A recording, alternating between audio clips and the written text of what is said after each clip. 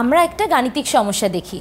এখানে বলা হয়েছে যে মুসান্না বইয়ের দোকান থেকে একটি বাংলা রচনা বই 84 টাকায় ক্রয় করলো, কিন্তু বইটির কাভারে মূল্য লেখা ছিল 120 টাকা। সে শতকরা কত টাকা কমিশন পেল? কমিশন মানে কি? আমরা সবাই সেল কথাটার সাথে পরিচিত। কমিশন আসলে এক ধরনের সেল। ধরো বলা হলো যে একটা দোকানে তোমাকে 50% সেল দিয়েছে। তার মানে কি?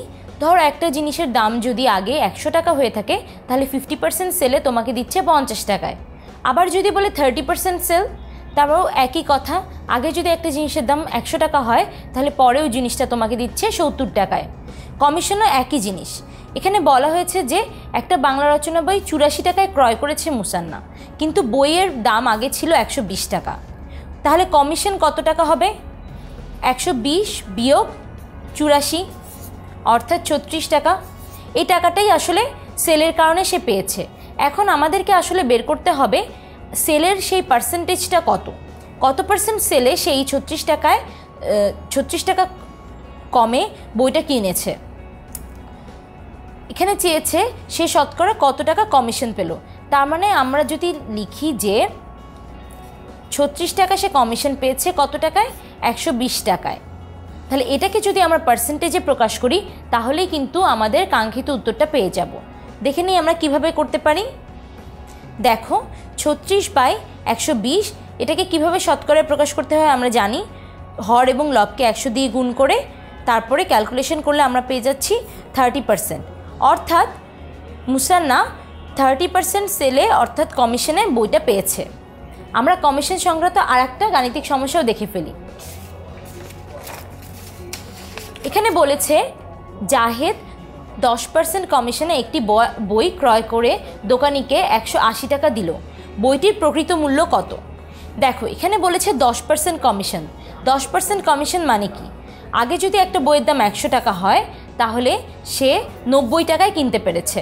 তাহলে তার বর্তমান মূল্য আসলে 90 টাকা, কিন্তু কমিশনের আগে ছিল 100 টাকা।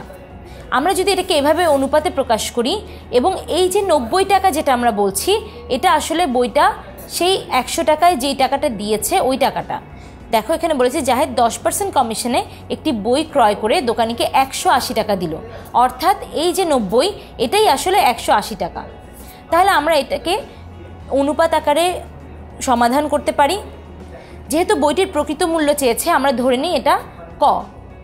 তাহলে আমরা লিখতে পারি যে 90:100 = 180 ক।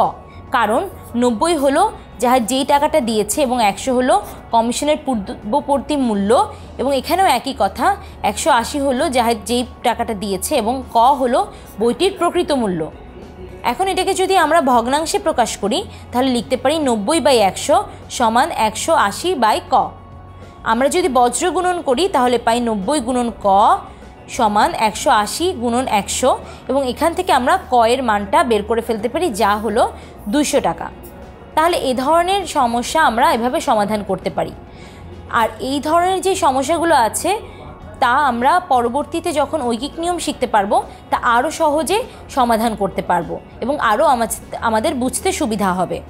তাহলে আমরা আজকে শিখলাম কমিশন বলতে আমরা কি বুঝি এবং কমিশন সংক্রান্ত গাণিতিক সমস্যাগুলো কিভাবে আমরা সমাধান করতে পারবো।